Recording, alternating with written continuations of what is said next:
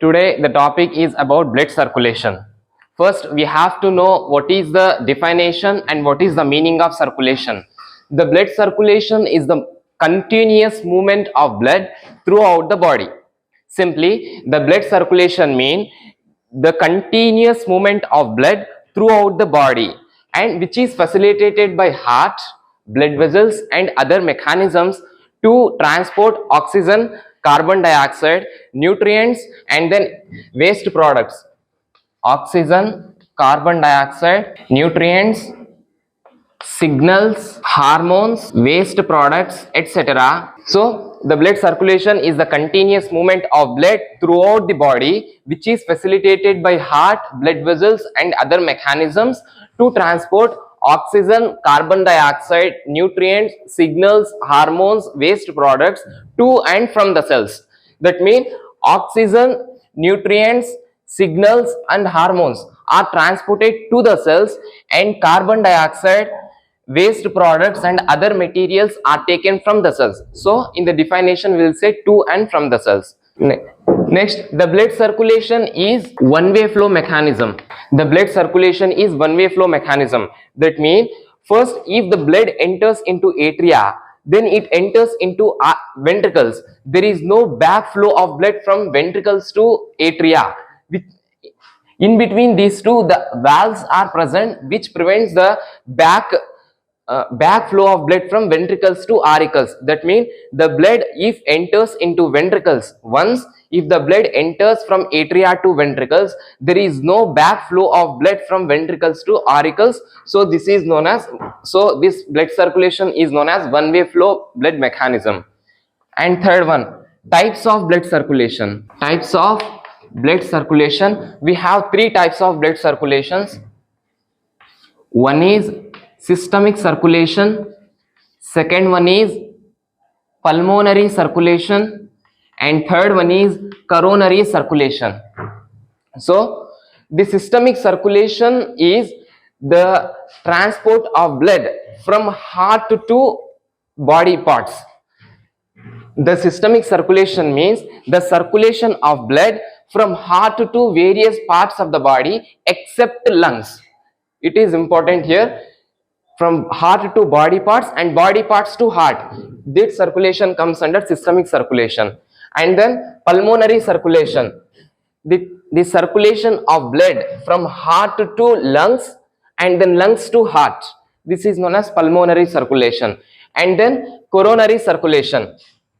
So there is no, see, heart is also one of the body organ as a kidneys, stomach, digestive system, respiratory system.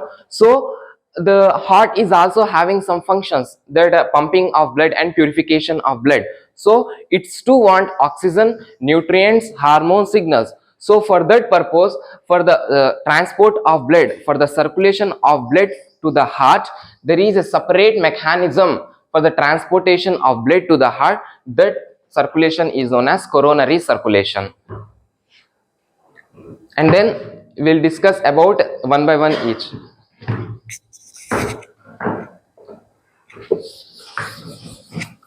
See, before entering into the systemic circulation, one thing I'll say that first one, arteries,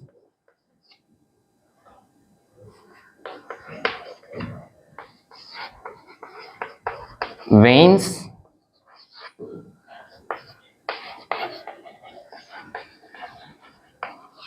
pulmonary arteries, pulmonary veins,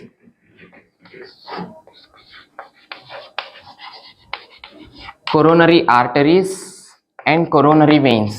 See, first, arteries means these are the blood vessels which transports the blood from heart to various parts of the body. Arteries are the blood vessels which transports the blood from heart to body parts. Veins are the blood vessels that transports the blood from body part to hearts. Body parts to hearts. And then pulmonary arteries. Pulmonary arteries are the blood vessels which transports the blood from heart to lungs. Pulmonary veins are the blood vessels which transports the blood from lungs to heart. And then coronary arteries from heart to heart cells. Coronary veins, heart cells to heart. Heart cells to heart. If you want to note down this, you can note down. So first, systemic circulation. So systemic circulation is a transportation mechanism through which blood transports from heart to various parts of the body and various parts of the body to heart. And next one, this is the left side of heart. This left atrium, left ventricle. Left side of heart participates in systemic circulation. And first, this left atrium receives oxygenated blood from the lungs through two pairs of pulmonary veins. First, the left atrium receives oxygenated blood from two pairs of pulmonary veins. See here, these are lungs and it is coming to left atrium. So the left atrium receives oxygenated blood from lungs through two pairs of pulmonary veins, and from left atrium the blood ejects into left ventricle through a valve known as bicuspid valve or mitral valve, and from the left ventricle the blood flows into the systemic aorta. The blood enters into systemic aorta. From systemic aorta, it progressively divides into various arteries, and from various arteries, it comes to various body parts. First, left atrium,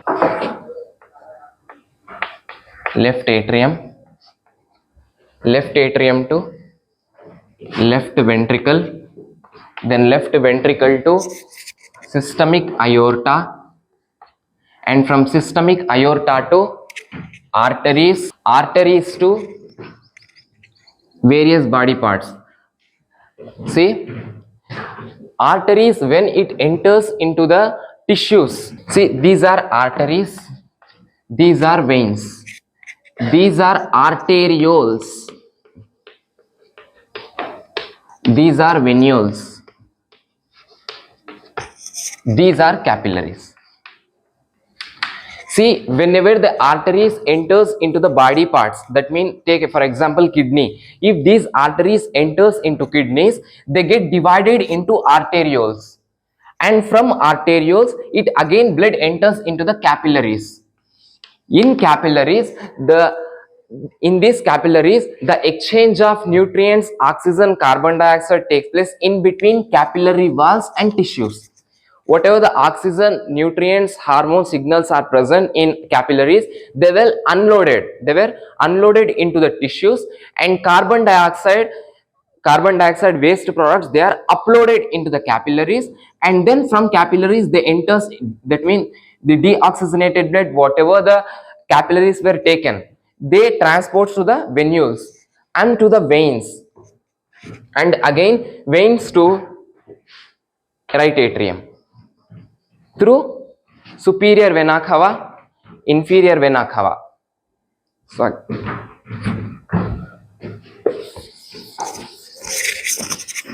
Arteries, arterioles,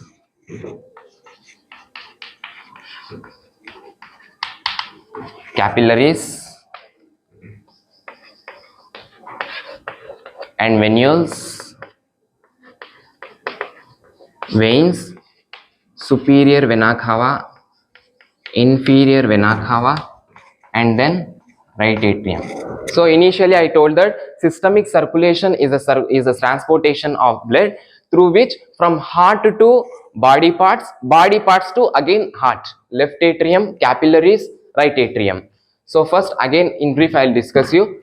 First, the oxygenated blood, the left atrium receives oxygenated blood through two pairs of pulmonary veins, and then whatever the blood present in the left atrium, it enters into the left ventricle through bicuspid valve, and the blood present in the left ventricle enters into the systemic aorta through aortic valve here, and then from systemic aorta the blood enters into the arteries, and from arteries to arterioles to capillaries means at tissue level, and at capillaries the oxygen is unloaded into the tissues and carbon dioxide is uploaded by the capillaries, and the deoxygenated blood is transported to the venules, and from venules to veins, and finally to the right atrium through this superior vena cava and inferior vena cava. Systemic circulation completed. Pulmonary circulation.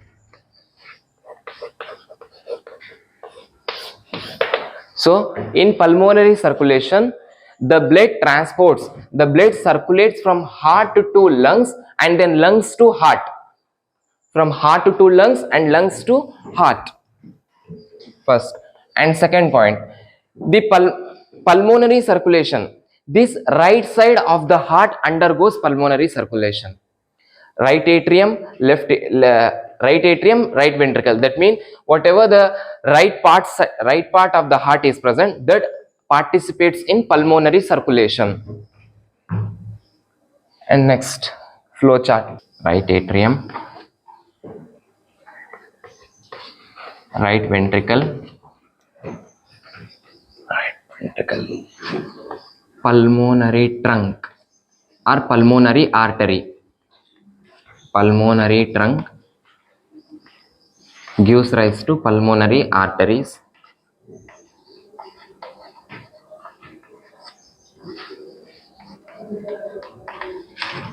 Pulmonary arteries to lungs, from lungs to pulmonary veins,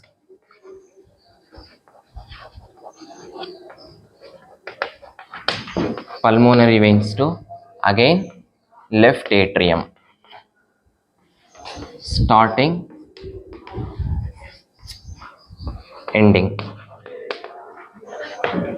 See, in pulmonary circulation, first the right atrium receives deoxygenated blood from superior vena cava and inferior vena cava from various body parts. First, the right atrium receives deoxygenated blood. Right atrium receives deoxygenated blood from superior and inferior vena cava, and whatever the blood present in right atrium ejected into the right ventricle through tricuspid valve, and then the blood present in right ventricle enters into the pulmonary trunk. This is a pulmonary trunk. This pulmonary trunk again divides into one pair of pulmonary artery. This is a left pulmonary artery, it is right pulmonary artery, and from the blood from the pulmonary trunk enters into the lungs. See here, the right atrium, right ventricle, and again pulmonary trunk to pulmonary arteries, from pulmonary arteries to it goes to lungs for the oxygenation process. After oxygenation, the blood transports through pulmonary veins and it enters into left atrium. Here flow chart. First, right atrium receives deoxygenated blood from superior and inferior venae cavae, and then it enters into the right ventricle through tricuspid valve, and from right ventricle to it enters into the pulmonary trunk. This is a pulmonary trunk, and this pulmonary trunk divides into two arteries, left pulmonary artery and right pulmonary artery, and from these right and left pulmonary artery the blood enters into the lungs, alveoli of the lungs for the oxygenation process, and after completion of oxygenation process the oxygenated blood enters into the heart through pulmonary veins. These are pulmonary veins. So pulmonary circulation completed.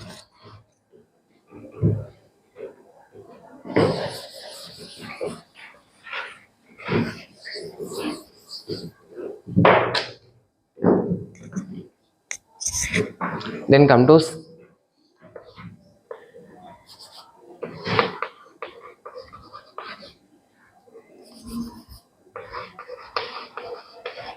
coronary circulation.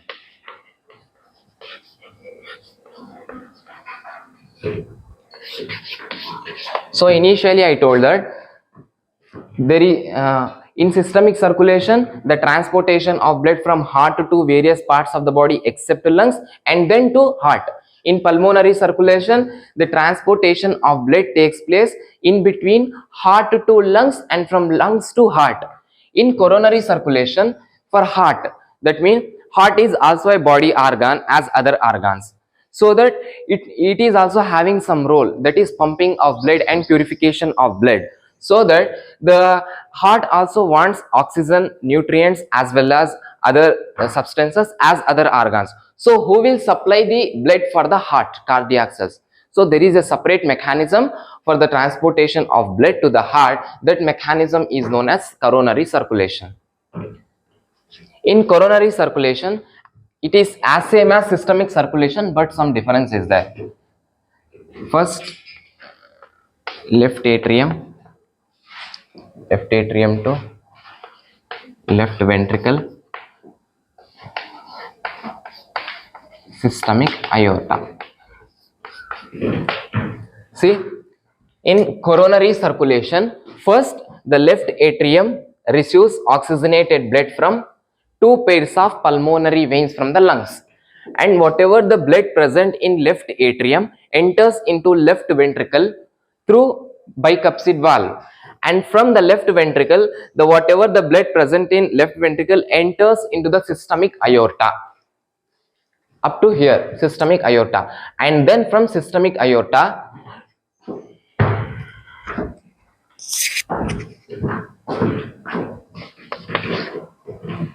here, it is not visible, but I'm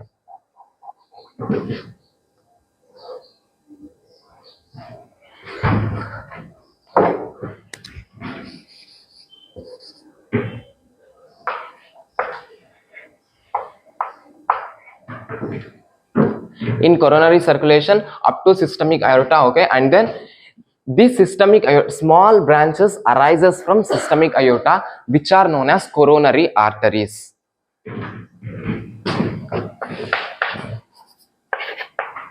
Two coronary arteries, three coronary veins. In coronary circulation there are two coronary arteries and three coronary veins. These two coronary arteries arises from systemic aorta as a small branches. These are coronary arteries, and then systemic aorta to, I want to rub the board. Has to.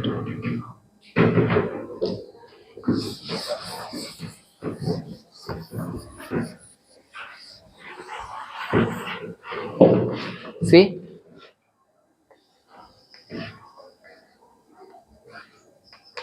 in coronary circulation, first the left atrium receives oxygenated blood from the lungs with two pairs of pulmonary veins, and then from left atrium it enters into left ventricle, and left ventricle to systemic aorta.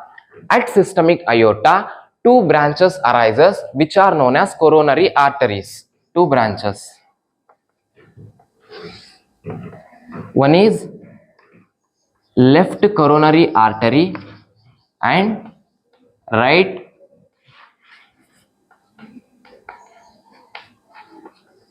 coronary artery, and again these have sub branches. This left coronary artery divides into left interventricular branches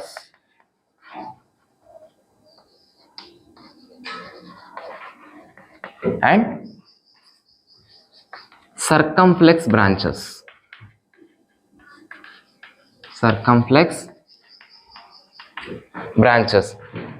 Left coronary artery again divides into left interventricular branches and circumflex branches. right coronary artery divides into left, not left, anterior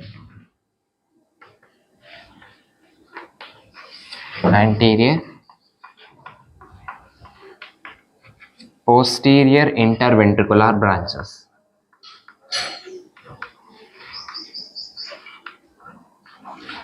and then marginal branches.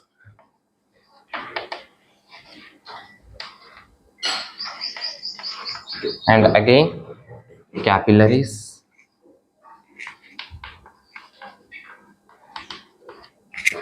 capillaries to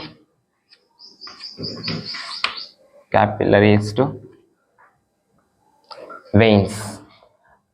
One is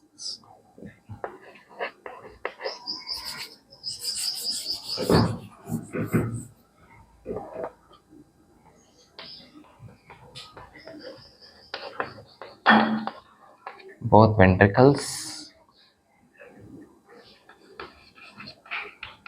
left side of heart,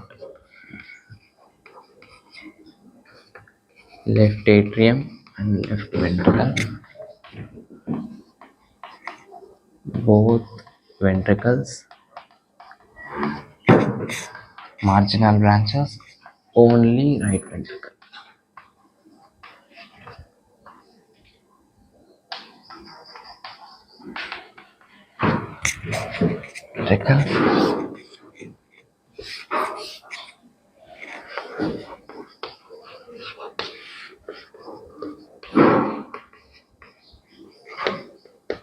Great cardiac vein,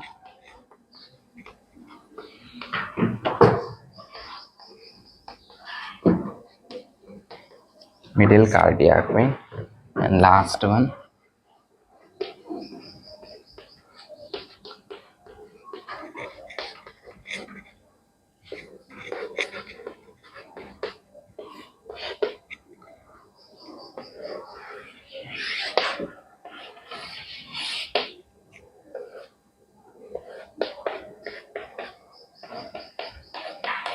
so first, in coronary circulation, left atrium, left ventricle, systemic aorta. Systemic aorta gives rise to right coronary artery and left coronary artery. This left coronary artery again branches anterior interventricular branches and circumflex branches.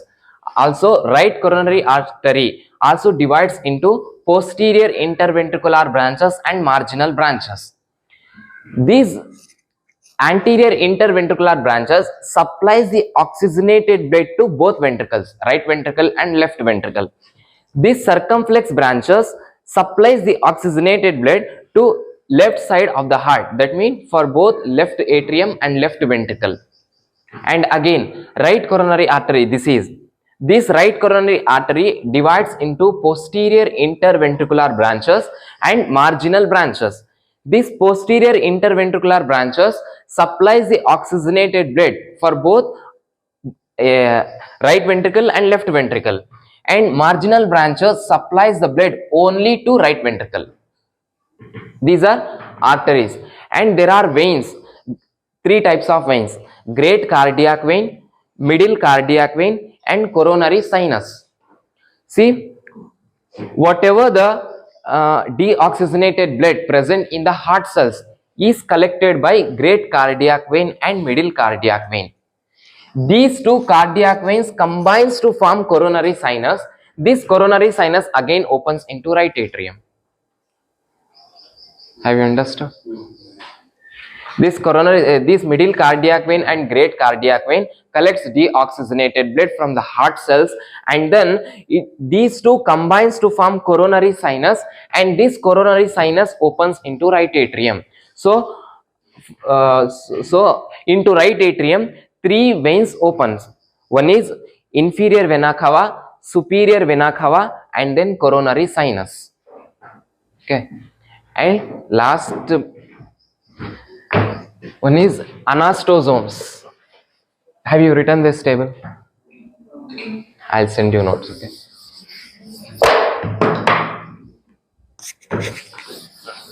Under coronary circulation, we have a anastosomes.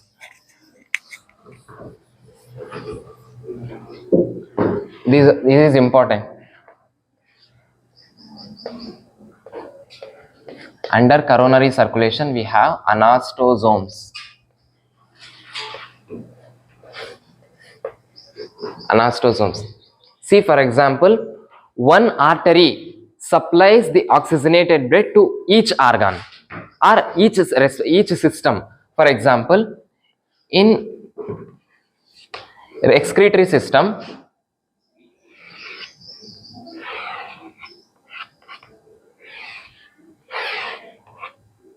we having one renal artery and one renal vein. That means only one artery is supplying oxygenated blood for the whole excretory system. Like that, for all the systems, for all the body organs present in the human body, only one artery supplies the oxygenated blood to each system. But in case of heart, I told that two arteries supplies the blood. Two arteries supplies the blood, because heart is a important organ. It has a heavy function, so that for only heart, two arteries, left coronary artery and right coronary artery, is supplying oxygenated blood. Where these two arteries, if many arteries, see for example, this is one artery, this is one artery. If they combinedly joins artery, this is one artery. If two arteries or more than two arteries combines to form single junction, this junction known as anastosomes. These junctions are mostly present in the heart only, because its function is heavy function. Heart has a heavy function, so it's want more than one artery. So the more than one artery is supplying blood, where the junction, where two arteries meets to form single artery, that junction is known as anastosomes. In brief, I'll discuss. In briefly, see, finally, systemic circulation, this lower part, this is a heart, this is a lungs, this is a various body parts, that means cells and tissues. This lower part is systemic circulation. This upper part is known as pulmonary circulation. In systemic circulation, left atrium is receiving